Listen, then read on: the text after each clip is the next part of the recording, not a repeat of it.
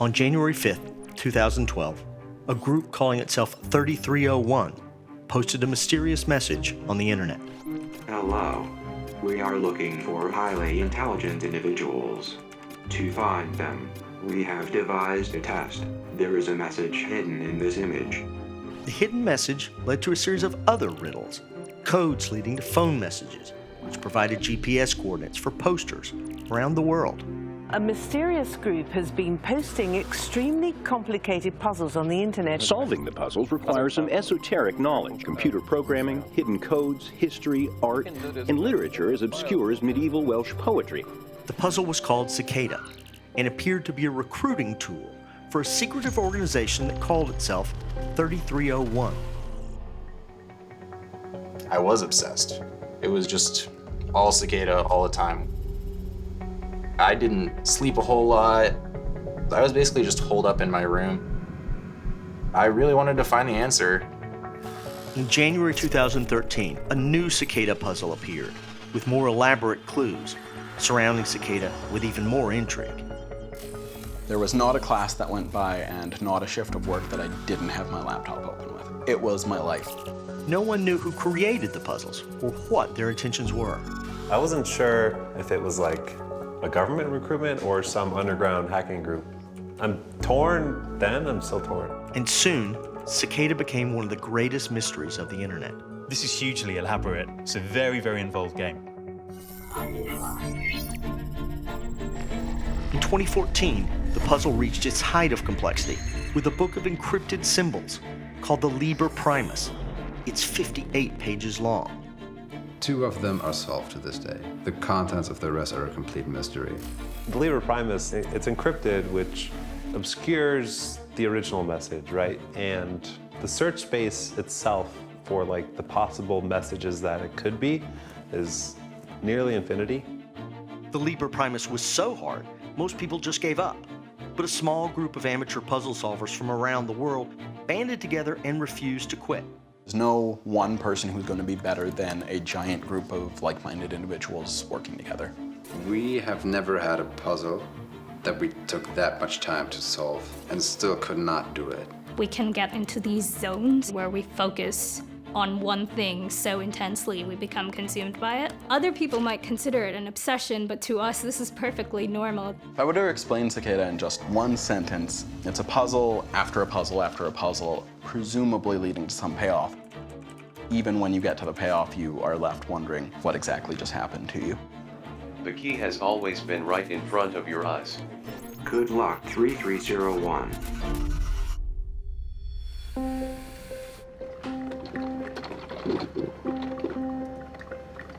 I'm Brian Burra. I've been an investigative journalist for 35 years. I've taken on mysteries large and small all over the world. New York, Hollywood, Tokyo, Jerusalem, Kathmandu.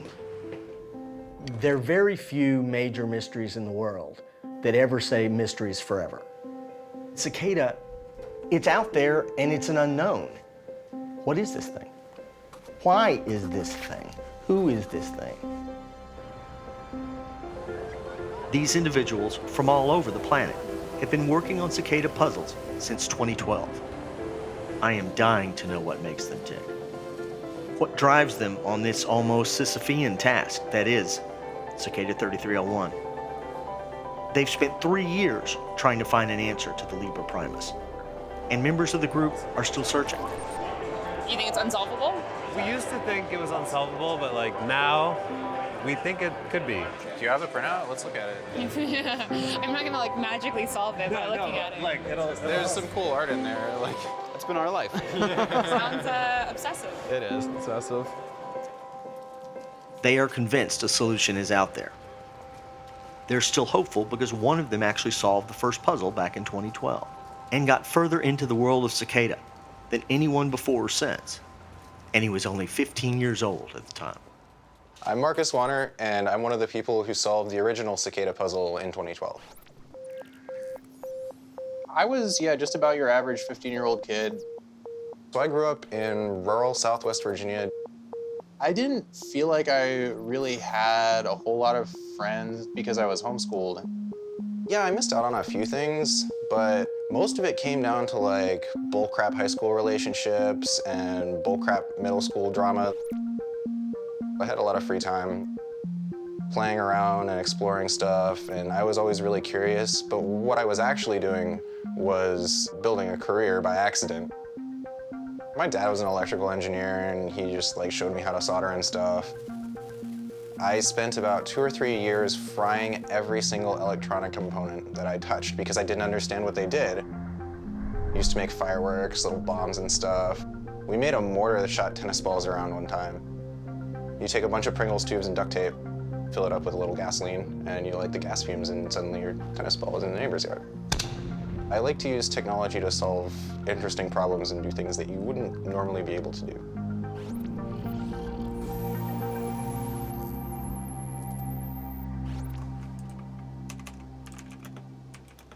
I was just hanging out on 4chan one Saturday night, because that's what homeschool kids do. There's a lot of really disturbing content on there. It's definitely not a place where you take everything that's said at face value because nobody has like a name attached to them. I was on the science and math board. I saw the 3301 image recruiting people, and I'm like, well, how would I hide data in this image? There was an IRC server link in the thread that was on the board. It's an online chat room, right? IRC. We had 2 or 3 messages a second that were popping up in this chat room. It's scrolling faster than you can read it. I don't think I slept that night. What they had done is just taken plain text and stuck it on the end of the files. It was pretty easy to tell that it was a URL because it was 1 letter, 2 of the same letter, 2 different letters, and then 2 of the same thing, which is, http:// You get the idea. We got to the URL and it was actually a duck. We were supposed to take these words. We'll see if you can guess how to get the message out. They recognized out and guess, and we're like, oh, outguess. Outguess is just a tool that you can use to hide text inside of a JPEG image. They're meant to be impossible to detect, like that's the idea of steganography or hiding messages inside of other messages. The stego stuff is more like if you went into a room with a china cabinet and you rearranged the china in the cabinet slightly, like blue cup is on the 3rd shelf to signal a message. Stego tools like outguess, it's like just trying a bunch of different ways of interpreting the china cabinet until you find one where a message falls out.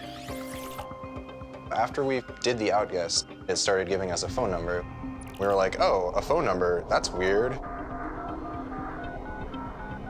We had no idea what to expect at that point. Very good, you have done well. There are 3 prime numbers associated with the original final .jpg image. 3301 is one of them. You will have to find the other 2. It was just a generic phone number. We tried to pull the records on it. Some people tried to social engineer some folks who worked there, and it turns out that their customer support people couldn't actually access the records for that particular number. And I thought that was kind of weird. Multiply all 3 of these numbers together and add a .com on the end to find the next step. Good luck. Goodbye. So Cicada told us that there were 3 prime numbers in the original message that we had started with. First one was 3301, but the other 2 were a little bit harder to find. They were just the dimensions of the image. So we multiplied them and we got this .com address. It was just a plain white website with a cicada on it and a countdown timer to like a day or 2 in the future. Once the countdown was over, they posted all of these coordinates in different places across the world. Moscow, Sydney, Seoul. So I got it right there. It was taped. You can see the corners. Suddenly, it's not, we just need to solve this puzzle. It looks the same on everybody's screens. Who gives a shit where we are?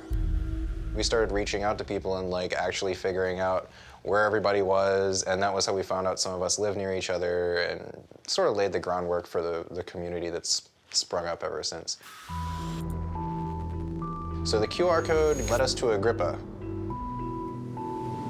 A science fiction author named William Gibson created this Agrippa poem that was both printed in a book where the pages would dissolve when exposed to air, and also on a floppy drive that would erase itself after printing out the text of the book once.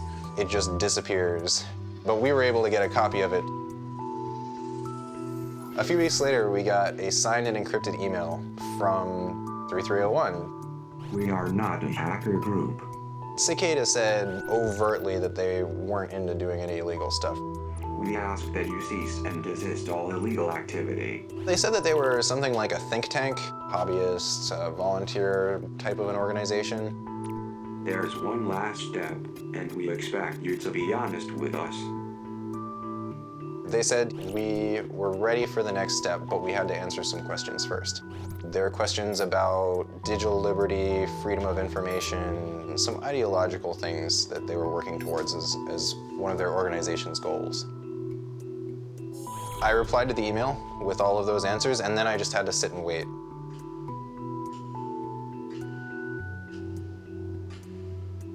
After a month, I found out I was a member of Cicada.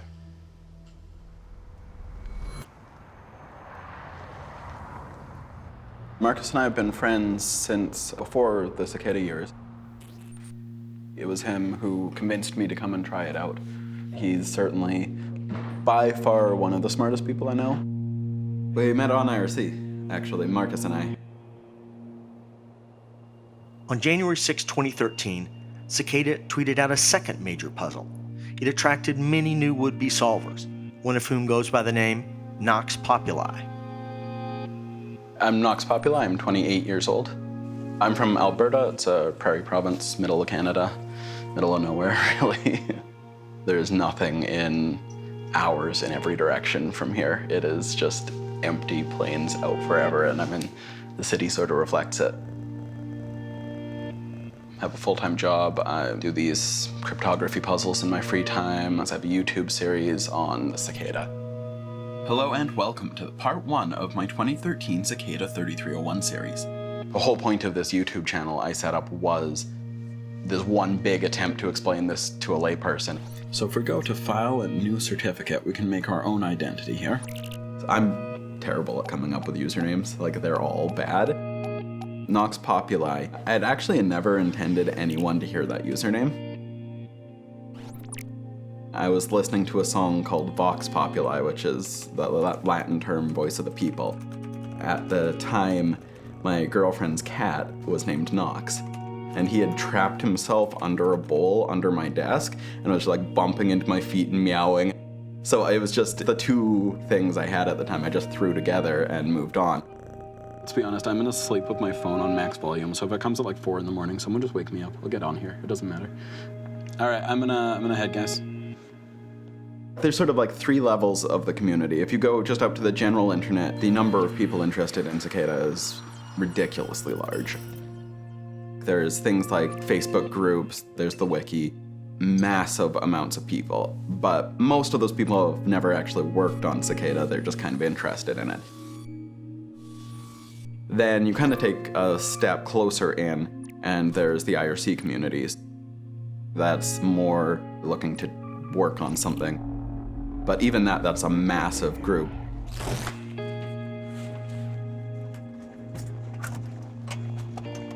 When you're actually working on Cicada, you pick the few people you know you're good at working with, because you're really going to be doing this at insanely fast pace. And you also need to be sure you can trust that if they make a discovery, they're not just going to run off without you, that sort of thing.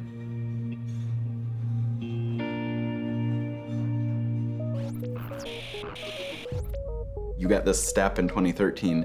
Every time you take another piece of it off, there's just more and more complexity. You get this link, it takes you to this Dropbox. It's just a Dropbox links to a file, and there's no extension on the file. It ends up being this disk image.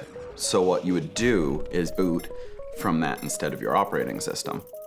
It's an operating system on its own. So it's sort of like the Cicada OS that you're loading into on your computer, which is actually a kind of terrifying. It's got the whole like Linux file structure. Dig around in there, and that's where the song first comes from, just sitting in one of the temp folders. It was called 761.mp3. If you start looking into all the different tags on it, it was called the Instar Emergence. Kind of classical guitar at first, and then starts kind of getting weirder and weirder. There's this unique composed piece of music just for the few people would ever find it on this disc. The further we went into the puzzle, the more obscure the clues became. And Mayan numerals, early 1900s occult stuff, Aleister Crowley, Zen Buddhism, Futhark runes. Every time you move anywhere in Cicada, all of the other layers of it just burst open. An exceptional amount of work has gone into making all of these individual tiny pieces meticulously fit together. It's like opening the face of your watch for the first time. You have no concept of how all of those gears somehow work into seconds, minutes, and hours, but suddenly you can see the scope of it, and it's staggering. Finally, you get to this website, and it starts a timer and starts putting questions up on screen. A large part of it was multiple choice. My favorite one is, everyone understands what you mean when you say it's dark outside. What does it refer to in the previous sentence? They might have an answer, they might not. It's trying to make you think. It's sort of like all the Zen jokes about a sound of one hand clapping. There's not really a good explanation for what's happening, but the timer's going down. Very good. To attain enlightenment, create a GPG key for your email address. So I got the invitation, I sent back my response, I was so excited, and then was waiting. Days turned into weeks, no response. Nothing ever came.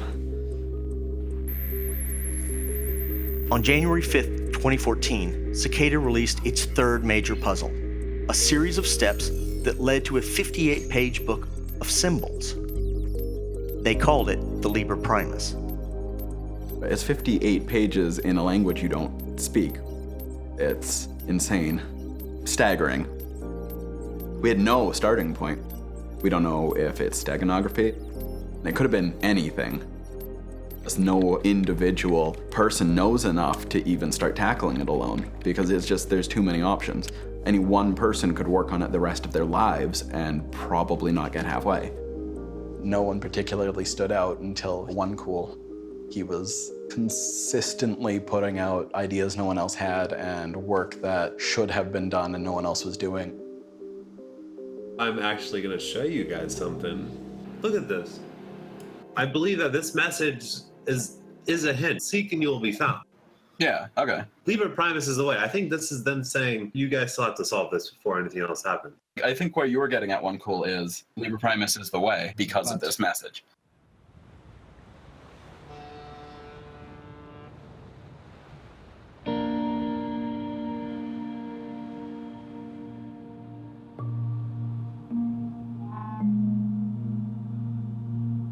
Onecool, there's not much of a story behind it other than the movie Hackers. He was zero cool. It was the first movie I ever had on my computer, and I watched it and I loved it. My brother was like, "You should be Onecool." I was like, "All right." Been Onecool since mid-2000 something. Growing up in a small town in Nebraska, it had about 1,000 people. We lived pretty close to the train tracks, and then right across the train tracks was kind of just like nothing. I was in 4-H, and we would raise these calves, feed them, brush them, walk them. You'd train them to walk circles and be nice-looking animals. Growing up in that town, I wasn't a popular kid or anything. That is when I really got into computers, because I was just I don't have any friends. Then I found my computer friends in the middle and high school. My mom wouldn't pay for this game monthly, so I had to learn how to host my own server with it and set it all up and just trying to solve these problems so I could have fun with my brothers. I went to college for computer engineering and my master's in mathematics. I work in the field of cryptography. Cryptography is technically a munition. It's a huge, valuable tool in war. So my knowledge of this cryptography, it classifies me as a weapon. So I'm like a walking missile. When I first saw the Liber Primus, I wasn't sure if we were going to be able to solve it. They introduced the difficulty of not using English. So That itself raised the bar right away to being like, well, you can't just like type this out on your keyboard. You have to like transcribe each one of these old Nordic runes. I spent many nights transcribing it letter by letter. So there's a lot to the Liber Primus. It seems like the more time we spend on it, the more little oddities we find. One of the pages was not encrypted. It was only written in runic. So it was a matter of substituting a rune for the English letters. So that was easy. Another page was encrypted with a stream of numbers. So the result of solving the second to last page was a message that said we had to seek out a page on the deep web. They said it's everybody's duty to find this page. The number of possibilities for what content might be in the Liber Primus, like if all Nebraska was buried in 6 feet of hay, and then there's a single needle, gotta like come up with some way to find that. And yeah, that's the difficulty. So I did some stuff today when I could fit it around my other shit. Working on puzzles. I've learned a lot. I've met a lot of cool people.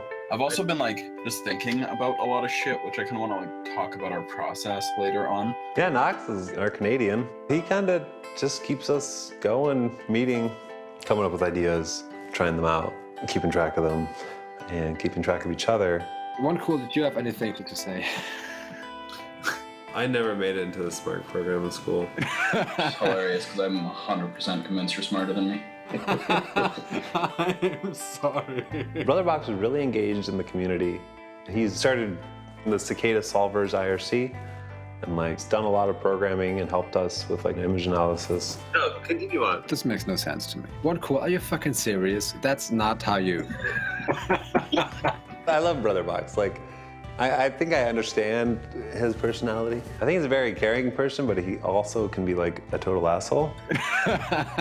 Okay, how about you like put the answer in an encrypted message and then I'll have to break it. How's that? I gotta say, right now our track record for breaking encrypted messages isn't so good.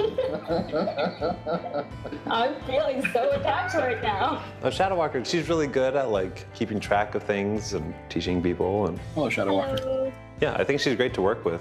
I can actually run our words with stag detect. Oh, that's that would actually be great. Yeah, that's a good call. She lives in the Middle East. I know it's kind of rough and she is more in danger. Like she has to keep things encrypted and under the radar. When you guys just get this done, like can someone just like send me a PM so like I can take a look at it when I wake up? Hi, Marcus. Hi, Marcus. Are you back? I wrote a little computer program that can identify characters. That is really cool. That's awesome. Marcus is fun. Great with the crypto. He doesn't like the runes. He likes the steganography side of things. This is all the black dots. Each of these little clusters up here is a different kind of rune. You did that? Holy shit. I think it's a fun way to spend part of your life, like working on some hard problem with people, you know? I do believe that we have the most coordination of any people that have tried this. I would consider in this group like good friends of mine. Okay, well, I think that's a good list for what we do tomorrow. Bye, guys. Talk to you later. Bye. Bye. Oh my gosh. That's an enigma machine. We've really been stuck. If you weren't persistent, you wouldn't be attacking ciphers. We can't drop the problem. You want to see this solved. I can tell. You got the fire. Governments are increasingly efficient at surveilling their people, and this will only get worse in my mind. I feel like the flow of information in a society should always be free. The project we ended up working on was intended to solve a life and death problem for people who have reason to fear for their lives. Someone parked a van outside of my house. So this is the van. Jesus Christ, it's real. NSA is a big place. Could one of our folks conceivably have done it? That is a very tricky ethical, legal, moral question to answer. Cicada believed if they could sow a little seed of curiosity into the minds of people,